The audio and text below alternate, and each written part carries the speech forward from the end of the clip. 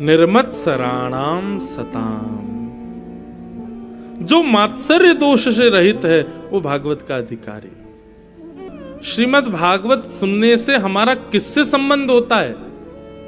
भागवत सुनने से व्यास जी से संबंध होता है, भागवत सुनने से वृंदावन से संबंध होता है, भागवत सुनने से यजमानों से संबंध, किससे संबंध होता है? बोले वैद्यम वास्तव मत्र वस्तु शिवदम। आह, कितनी अच्छी बात है। कथा सुनने के बाद ठाकुर जी भगवान नहीं दिखते। कथा सुनने के बाद ठाकुर जी फिर भगवान जैसे नहीं दिखते। ठाकुर जी कथा सुनने के बाद ठाकुर जी अपने जैसे दिखने लग जाते हैं। ये हमारे हैं, ये अपनत्व का भाव उनके प्रति प्रकट हो जाए। उनके प्रति ये भाव ना रहे कि ये भगवान है, ये सब जानते हैं, सब अंतर्यामी। नहीं, कथा सुनने के बाद ऐसा लगने लगे जैसे जैसे मैं हूं, मेरे पुत्र हैं, मेरी पुत्री है, मेरा भाई बंधु, ऐसे ये मेरे कोई संबंधी हैं, इनसे मेरा कोई संबंध है। ठाकुर जी से बिना नाता जोड़े आप ठाकुर जी को प्राप्त नहीं कर पाओगे। संबंध तो बनाना पड़ेगा, नाता तो ठाकुर जी से जोड़ना पड़ेगा। और कथा उसी के लिए है कि ठाकुर जी से आपका कोई संबंध हो जाए, स्थापित हो जाए। राजस्थान में भगवान के एक भक्त हुए, उदयपुर में रहते थे। उनका पूरा परिवार राजवंश में सेवा करता था, लेकिन वो कुछ नहीं करते थे और इसी वजह से सब उनसे परेशान रहते थे। घर के सब बड़े लोग, छोटे लोग, सब उनके पीछे पड़े रहते। तुम भी कुछ कर लिया करो, कुछ पूरे दिन बस खाते रहते हो, पड़े रहते हो, घर में कुछ करते धरते नहीं हो। ऐसा नहीं कि वो जानबूझ के नहीं करते थे, पर उनकी भक्ति में प्रवृत्ति ज्यादा थी, इसलिए बस उनको कुछ करने की इच्छा नहीं होती थी। और इसीलिए उनका ब्याह शादी भी नहीं हुए थे, क्योंकि ब्याह भी भाई उसी का ही होता है जो योग्य होता है। कमाता खाता हो, बढ़िया रहता हो, ब्याह भी उसी का ही होता है। कुछ नहीं करते थे।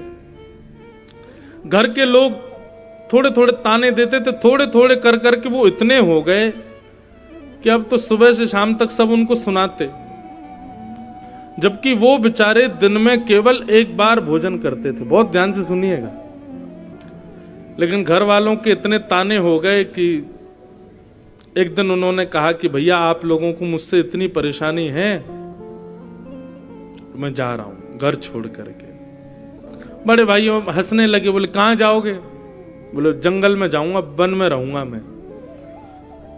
भाई बोले वहां क्या खाओगे तुम? तो खाने के लिए तो घर में पड़े रहते हो, वहां क्या खाओगे तुम?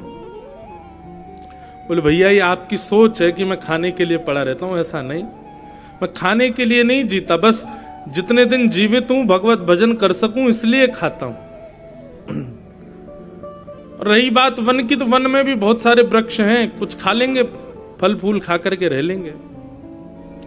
भाई बोले 3-4 दिन के लिए भटकेगा, आ जाएगा लौट के, इसको कहो चला जाए, जा जहां तुझे जाना है चला जा। बोल करके गया। बोले लेकिन आप अपेक्षा मत करना कि मैं लौट के आऊंगा। भाइयों ने कहा तुम वन गए, वन में जाकर के तुम रहने लगे, तुम्हारे वहां प्राण निकल गए तो? बोले प्राण निकल गए तो ठीक है, अच्छा कोई जीव जंतु खा जाएगा। बोले भैया प्राण निकलने पर अंतिम संस्कार नहीं हो तो फिर भूत बन जाते हैं व्यक्ति, तुम्हारा अंतिम संस्कार कौन करेगा? तो उस व्यक्ति ने कहा तुम्हारा कौन करेगा भैया? बोले हमारे तो बच्चे हैं जो करेंगे हमारा। उसने भी कह दिया, बोले मैं राघव जी के लिए पूरा जीवन अर्पित कर चुका हूं, तो मेरा अंतिम संस्कार की चिंता भी श्री राम जी करेंगे, व्यवस्था कर देंगे, कोई आप चिंता मत करो, आप प्रसन्न रहो अपने घर में। और ऐसा कहकर के वो भक्त चला गया।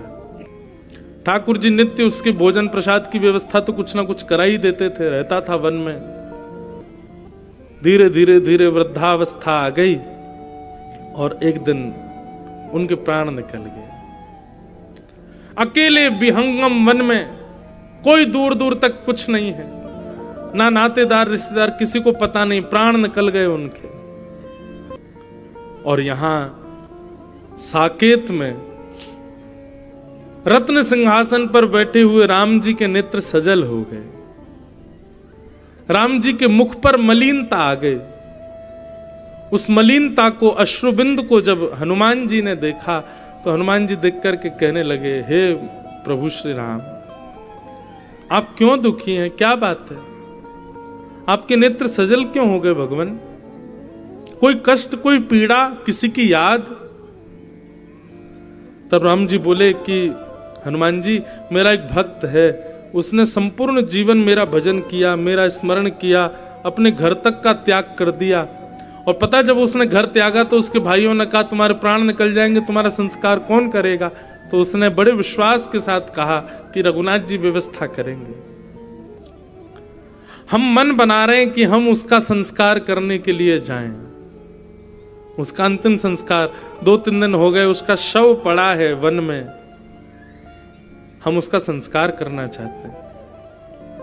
हनुमान जी ने चरण पकड़ लिए, बोले हे रघुनाथ जी, आपने भक्तराज जटायु का संस्कार किया था और उनको वो सब सुख आपने प्रदान किया जो एक पुत्र अपने पिता का संस्कार करके करता है। दशरथ जी को भी वो सुख नहीं मिला जो अंतिम समय में जटायु को आपने प्रदान किया भगवान। पर आज मेरे मन में भाव आ रहा है कि आप साकेत में बैठे बैठे जिस भक्त के अंतिम प्राण के लिए आप रुदन कर रहे हैं, आप इतने भावुक हो रहे हैं, उस भक्त के अंतिम संस्कार का यदि दायित्व हमको मिल जाए तो बड़ी कृपा होगी। हे नाथ, आप यहीं विराजे रहो साकेत में, हम पर आज्ञा करो, हम जाएं, हम उस भक्त का संस्कार करें।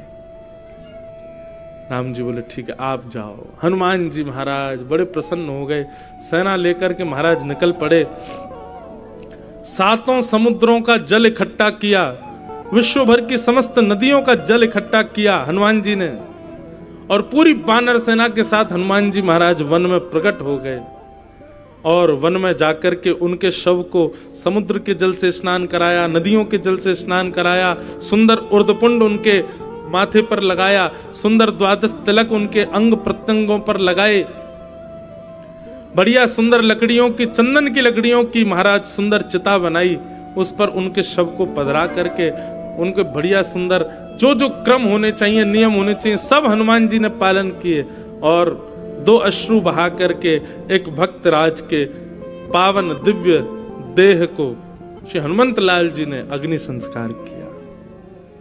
ज्यादा पुरानी बात नहीं है बंधु, 400, 450, 500 वर्ष पुरानी घटना है। और हनुमान जी ने उनके शव का अंतिम संस्कार किया। उसका प्रभाव ये कि उस संस्कार से, उनके चिता से निकलने वाली धुंध से, उनकी चिता से निकलने वाली अग्नि और सुगंधी से उस क्षेत्र में जितने भी प्रेतात्माएं थी, भूत प्रेत आदि जो भी भटक रहे थे, सब मुक्त हो गए, सबको भगवत धाम की प्राप्ति हो गई। हमने ठाकुर जी के लिए त्यागा क्या आज तक? कुछ भी नहीं। कुछ तो त्याग करके देखो ठाकुर जी के लिए। त्यागने का मतलब हमारा ये नहीं कि कुछ बहुमूल्य वस्तु का त्याग करो, एक किसी विशिष्टता को जिसके बगैर आप रह नहीं पाते, ऐसी कोई आदत है, ऐसा कोई लक्षण है, ऐसा कोई स्वभाव है, उसका त्याग करो ठाकुर जी के लिए। ठाकुर जी प्रसन्न हो जाते। मेरे लिए किया इसने ऐसा। श्री कुम्मन दास जी का चरित्र आता है। अष्ट सखाओं के एक स्वरूप हुए श्री कुम्मन दास जी महाराज। बहुत ध्यान से सुनिएगा। कुम्मन दास जी की गोद में बैठ करके ठाकुर जी लीला करते थे। नन्हे से गोपाल जी गोद में बैठ जाते और कुम्मन दास जी कैसे ठोड़ी पकड़ते रहते, उनकी दाढ़ी से खेलते ठाकुर जी। कुम्मन दास जी इतने दीन थे, इतने गरीब थे कि उनके घर में तिलक स्वरूप लगाने के लिए भी शीशा नहीं था। वो कठौते में जल भर के उसमें अपना परछाई देख करके तिलक लगाते थे। एक दिन अपने घर के बालक से मांगने लगे कि आरसी लेके आओ, तिलक लगाना है। तो घर के बालक ने कहा, बोले आरसी तो पड्डा पी गए हो, कटोते का जलता पी गया पड्डा, अब कहां से आरसी लगा मैं। इतने दीन थे, मतलब इतनी व्यवस्था नहीं थी उनके घर पर। ऐसी स्थिति में ठाकुर जी उनके साथ लीला करते थे। लेकिन वो कभी ठाकुर जी से प्रार्थना नहीं करते ठाकुर जी मेरा खूब वैभव बन जाए, खूब वैभव बढ़ जाए। कुम्मन दास जी अपने खेत में, आज भी कुम्मन दास जी के खेत हैं हमारे वहां गोवर्धन में, तो कहते हैं कुम्मन दास जी हल आगे जोतते, हल लेके चलते थे और पीछे ठाकुर जी अपने हाथ से बीज डालते हुए चलते थे, स्वयं ठाकुर जी।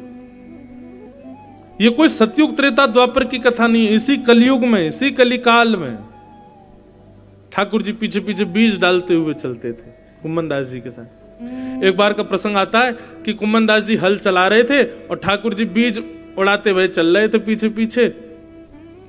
इतने में ही शाम के 4:30-5 बज गए, मंदिर खुलने का समय, उत्थापन के घंटे घड़ियाल बजने लगे, ठाकुर जी का मंदिर खुलने वाला है। घंटे घड़ियाल की आवाज सुनकर के कुम्मन दास जी ने तुरंत हल छोड़ा, हाथ पांव धोने लगे, हाथ पांव धो करके पहुंच करके मंदिर की ओर भागने लगे। ठाकुर जी पीछे पीछे भागे, अरे कुंभना, मैं तेरे संग खेत में काम कर रहा हूं, तेरे संग खेत में बीज बुबा रहा हूं और तू है का मोह मार छोड़ के मैं मंदिर में जा रहा हूं। अरे जब मैं तेरे संग यहीं बैठा हूं तो फिर मंदिर में काहे को जा रहा है? कुम्मन दास जी बोले, जय जय, आप मेरे संग खेत में बीज बुब्बा पे आयो, आज आयो, कल आओगे कि नहीं कुछ पता थोड़ा ही है।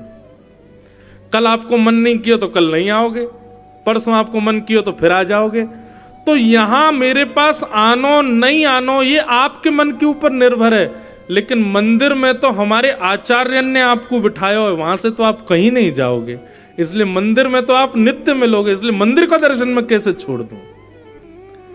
आप मेरे घर आ रहे हो नहीं आओगे ये तो आपकी इच्छा है, लेकिन मंदिर में तो आप सदा विराजोगे, मंदिर तो आप कभी नहीं छोड़ सकते, इसलिए उस मंदिर को मैं क्यों छोड़ दूं क्योंकि आप घर आ गए? नहीं, मैं उसका त्याग नहीं करूंगा। बंधु, इसको कहते हैं अहितुकी भक्ति। कैसी भक्ति? अहितुकी भक्ति। निश्चित मानिए, विश्वास मानिए, आप में से यहां इतने लोगों में से किसी एक को भी भगवान मिल गए, दूसरे दिन से वो कथा सुनना बंद कर देगा। क्यों? ठाकुर जी तो मिल गए हमको, अब क्या कथा सुननी। अहितुकी भक्ति किसे कहते हैं? ठाकुर जी कितना भी अनुग्रह करें पर उसके बाद भी आप अपनी दीनता का कभी त्याग ना करो, अपनी स्थिति का कभी त्याग ना करो, उसको अहितुकी भक्ति कहते हैं। अहितुकी भक्ति बहुत सुंदर बात है। आपके नाम जप का, आपकी तीर्थ यात्राओं का, आपके नदी के स्नान का, आपके संतों की सेवा का, आपके द्वारा किए गए सारे सत्कर्मों का फल क्या है? आपके द्वारा पूरे साल भर किए गए सत्कर्मों का फल क्या है? तब यहां पर सूत जी महाराज कहते हैं सत्संग में मन लगना यह हमारी सारी सत्क्रियाओं का फल है। यदि आपका सत्संग में मन नहीं लगता, किसी के प्रवचन में इच्छा भाव नहीं होता, किसी कथा में आपकी रुचि नहीं बन रही है, तो माफ कीजिए, आपके द्वारा किए गए जितने भी सत्कर्म है ना वो सारे आडंबर मात्र हैं। लेकिन कथा में रुचि बढ़ रही है, सत्संग में रुचि बढ़ रही है, किसी के प्रवचन में आनंद आ रहा है, कहीं कथा होती है तो आपका मन होता है 4 घंटा बैठ करके हम बड़े भाव से श्रवण करें, तो निश्चित है ये आपके सारे किए गए सत्कर्मों का फल आपको प्राप्त हो रहा है। हनुमान जी साकेत कभी कभी जाते हैं, बाकी हनुमान जी पृथ्वी पर ही रहते हैं, यहां से जाते नहीं ज्यादा। क्यों? क्योंकि साकेत में सब कुछ है, कथा नहीं होती भगवान की। पृथ्वी पर कथा होती है ठाकुर जी की, इसलिए हनुमान जी को पृथ्वी कभी नहीं त्याग। पृथ्वी पर भले ही लाखों दोष हो, पृथ्वी पर भले ही बड़े पाप हो, पृथ्वी पर भले ही कितना भी बुरा हो रहा हो, लेकिन श्री हनुमान जी महाराज फिर भी पृथ्वी का त्याग इसलिए नहीं करते। क्यों? क्योंकि यहां पे भगवान की सुंदर कथा होती है, हनुमान जी को वो बड़ी प्रिय है। हमें तो विश्वास है कि 7 दिन के किसी भी कथा क्रम में एक दिन एक क्षण के लिए हनुमान जी निश्चित आते हैं, जरूर आते हैं और बैठ करके कथा सुनते हैं। हमारे पूज्य नाना जी तो भागवत के वक्ता पूज्य श्री कृष्णलाल शास्त्री जी, वो तो कहते थे कि कथा कहते कहते सहज ही किसी देवता का स्मरण हो जाए, कथा कहते कहते किसी भक्त की याद आ जाए, कथा कहते कहते अनायास ही किसी का मुख से नाम आ जाए, तो यही समझना चाहिए वो कथा में आए हैं, इसीलिए उनकी हाजिरी लग रही है। कथा से प्रीति, ये आपके समस्त सद्गुणों का फल है। सूत जी महाराज इस प्रकार अपने कथा क्रम का प्रारंभ करते हैं। आगे भगवान के 24 अवतारों का वर्णन किया, भागवत जी की रचना कैसे हुई इस विषय को सुनाया गया। वेदव्यास जी महाराज ने जब इतने ग्रंथ लिख दिए थे, ऑलरेडी 4 वेद लिख दिए थे, सब कुछ लिख दिया था, तो फिर भागवत लिखने की क्या आवश्यकता। आपको पता है श्रीमद् भागवत की रचना से पहले कितने ग्रंथों का निर्माण हो चुका था। श्रीमद् भागवत जी वेदव्यास जी की अंतिम रचना है। सबसे पहले वेदव्यास जी ने 4 वेद लिखे, ऋग्वेद, यजुर्वेद, सामवेद, अथर्ववेद। उसके बाद उपनिषद लिखे, 18 उपपुराण लिखे, 17 महापुराण लिखे, महाभारत जैसा इतिहास लिखा। इतना कुछ लिख दिया था कि महाराज इनके पन्नों के बीच एक व्यक्ति खो जाएगा। इतने ग्रंथ लिख दिए, लाखों की तादाद में श्लोक लिख दिए, लाखों की तादाद में सब पृष्ठ लिख दिए। लेकिन तब भी वेदव्यास जी को अपनी रचना से संतुष्टि नहीं थी। उनको ऐसा लग नहीं रहा था कि मैंने कुछ ठीक लिखा है। अपनी रचना से संतोष नहीं था श्री व्यास जी को। तब वहां पर नारद जी का आगमन हुआ। बहुत ध्यान से सुनिएगा, इस भागवत की रचना कैसे हुई ये बात हम बता रहे हैं।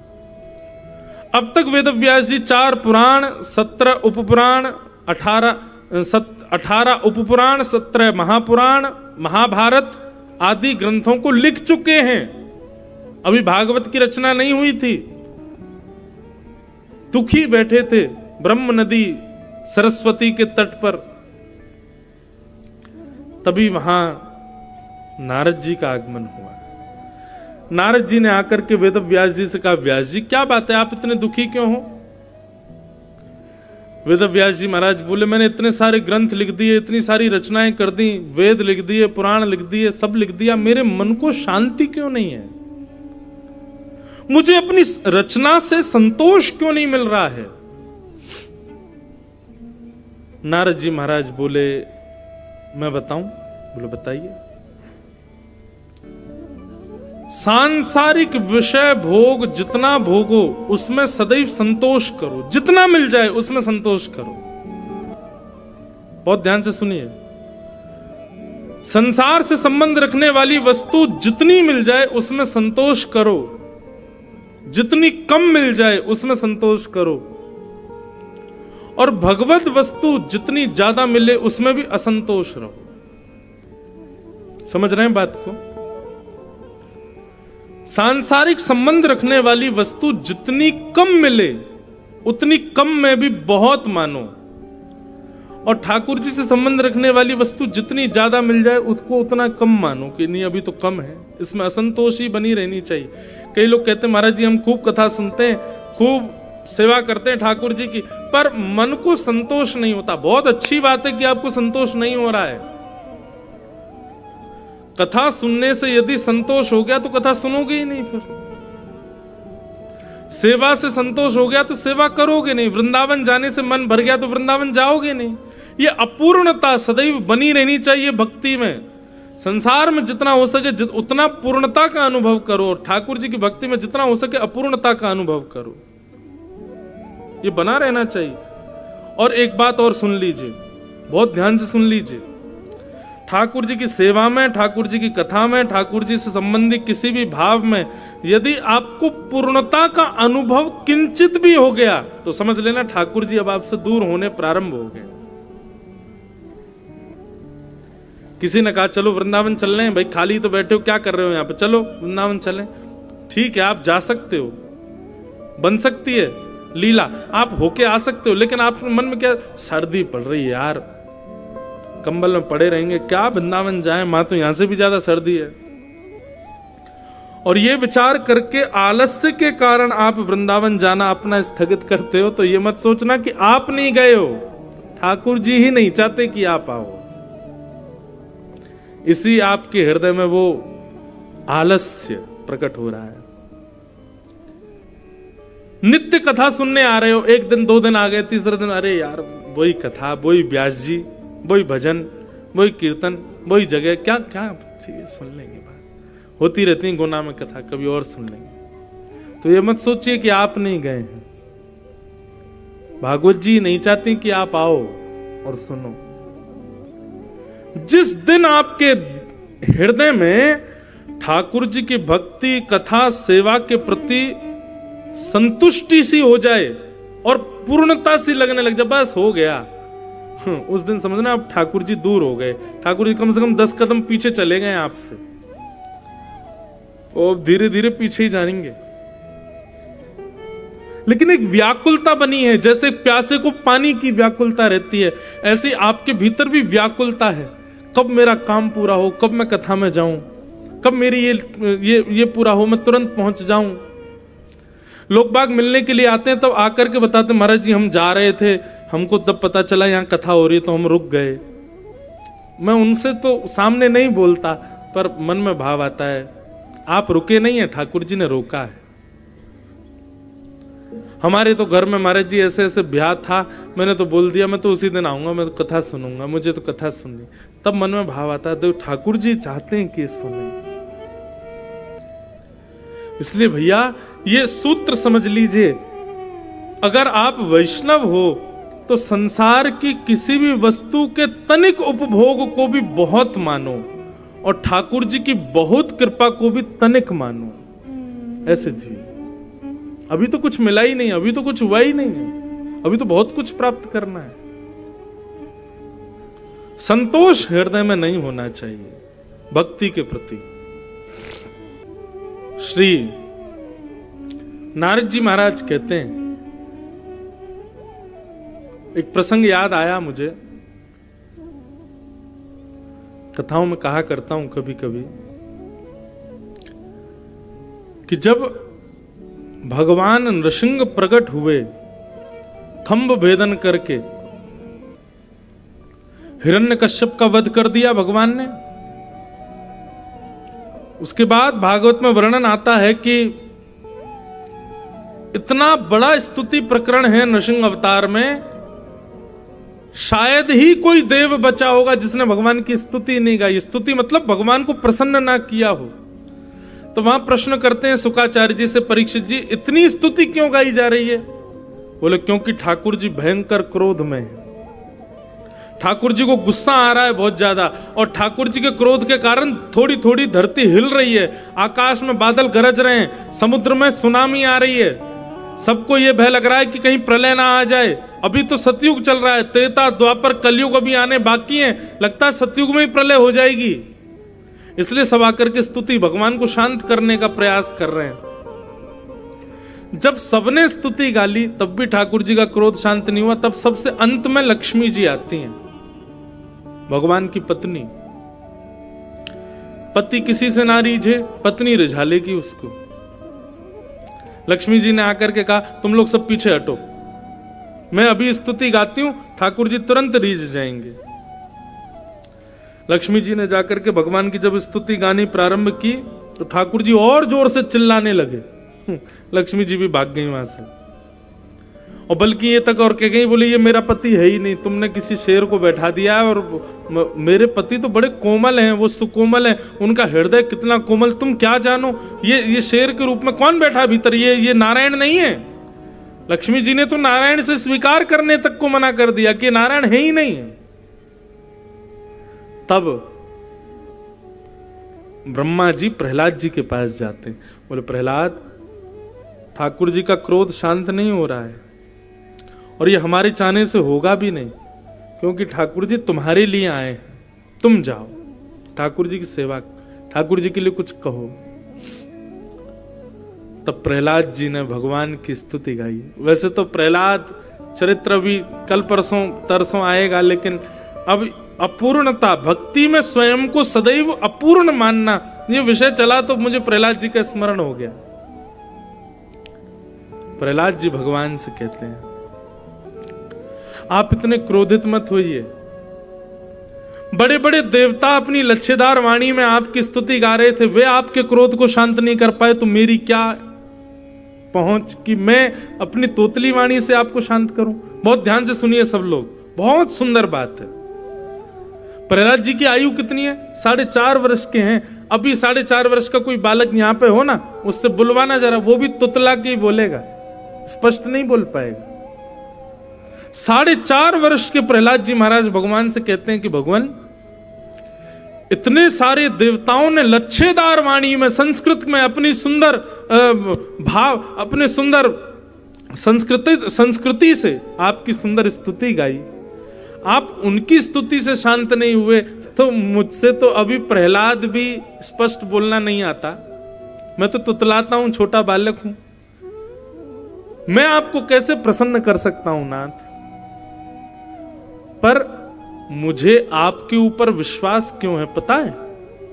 गजयूथ पारी, बोले मैं तो फिर भी बोलना जानता हूं, पर वो गजेंद्र, वो हाथी, वो तो बोलना भी नहीं जानता था, आपने तो उस पर भी अनुग्रह किया। यदि मैं ये सोच करके पीछे हट जाऊं कि देवताओं की जैसे लच्छेदार वाणी मेरे पास नहीं है, मैं तो तुतला करके बोलता हूं, मैं तो भी छोटा बालक हूं, तो ये मेरे लिए बहुत बड़ी दुर्भाग्य की बात होगी, क्योंकि आप तो उस पर भी कृपा करते हो जो बोलना भी नहीं जानता, जो एक सामान्य जानवर है, उस गजेंद्र पर भी आप कृपा करते हो। नाथ शांत हो जाइए ना। ओहो, ये बात सुनते ही नृसिंह भगवान के तो सब गुस्सा उस्सा सब ठंडा हो गया और तुरंत दौड़ करके गए, प्रहलाद को हृदय से लगा लिया, अपनी जीभ से चाटने लगे, वरद हस्त प्रहलाद जी के सिर पर घुमाने लगे, बार बार अपने अंक में भरने लगे। नन्हे से प्रहलाद जी को ठाकुर जी ने अपने हृदय से लगा लिया। ठाकुर जी का क्रोध शांत हो गया, पृथ्वी जो थोड़ी थोड़ी हिल रही थी वो शांत हो गई, समुद्र के उफान शांत हो गए, आकाश में बादल गरज रहे थे सब शांत हो गए, देवता सब प्रसन्न हो गए, जय हो जय हो जय हो, इतना सब कुछ हो गया। तब प्रहलाद जी क्या कहते हैं? भगवान, आपको हाथ देखना आता है? नृसिंह भगवान बोले, ये रेखा हम ही बनाते हैं तो हमको देखना नहीं आता होगा? अच्छा भगवान, जरा आप मेरे हाथ की रेखा देख लो। ठाकुर जी के हाथ में अपना हाथ रख के बोले, जरा मेरी हाथ की रेखा देखना भगवान। 4.5 वर्ष के प्रहलाद जी अपने हाथ की रेखा दिखा रहे हैं, छोटी छोटी रेखा बनी हुई है उनके हाथ में। भगवान बोले, क्या देखना है? तुम्हारा कितने दिन राज्य चलेगा, तुम्हारी कितनी संपत्ति होगी, तुम्हारे ब्याह कितने होंगे, तुम्हारे बच्चे कितने होंगे, ये सब देखना है? क्या देखना है प्रहलाद, तो बताओ। बोले, हे भगवान, मेरे अंदर आपके प्रति अहेतुकी भक्ति कब प्रकट होगी, कृपा कर ये बता दीजिए। मैं आपका निष्काम भक्त कब बनूंगा, मुझे कृपा कर ये बता दीजिए। भगवान बोले, प्रहलाद, जगत नियंता जगदाधार त्रिलोकीनाथ, जो दुनिया भर के 1000 वर्ष की तपस्या पर भी मैं प्रकट नहीं होता, 4.5 वर्ष की आयु में तुमने मुझे प्रकट कर दिया। तुमको लगता है तुम अभी भी भक्त नहीं हो? 33 करोड़ देवता, जिनके मंदिरों में हजारों लाखों की तादाद में लोग लाइन लगा करके दर्शन करते हैं, ऐसे देवता मेरे सामने गिड़गिड़ा रहे हैं, उनकी स्तुति पर मैं प्रसन्न नहीं हुआ, तुम्हारी स्तुति से प्रसन्न हो गया। तुमको अब भी लगता है कि तुम्हारी भक्ति श्रेष्ठ नहीं है? लक्ष्मी, जिसको पाने के लिए पूरा ब्रह्मांड दौड़ रहा है, वो लक्ष्मी की भी स्तुति मैं स्वीकार नहीं कर रहा हूं। उस स्तुति के आगे तुम्हारी तोतली वाणी में कही गई स्तुति मुझे इतनी प्रिय लग रही है, अब भी तुमको लग रहा है कि तुम भक्त नहीं हो? तुम्हारे लिए मैं खंभ से प्रकट हो गया, एक अद्भुत अवतार नृसिंह लेकर के मैं प्रकट हो गया, तुमको अभी भी लगता है कि तुम भक्त नहीं हो? इसे कहते हैं भक्ति। यहां हम गिरिराज जी की पैदल परिक्रमा लगा लेते हैं तो हमको इतना अभिमान हो जाता है कि 4 लोगों से कहेंगे, हाथ दबाए, पैर दबा, भाई यार थक गए यार, हमने एक बार में पूरी परिक्रमा रुका नहीं हूं मैं बिल्कुल भी, इसी में ही अभिमान हो गया।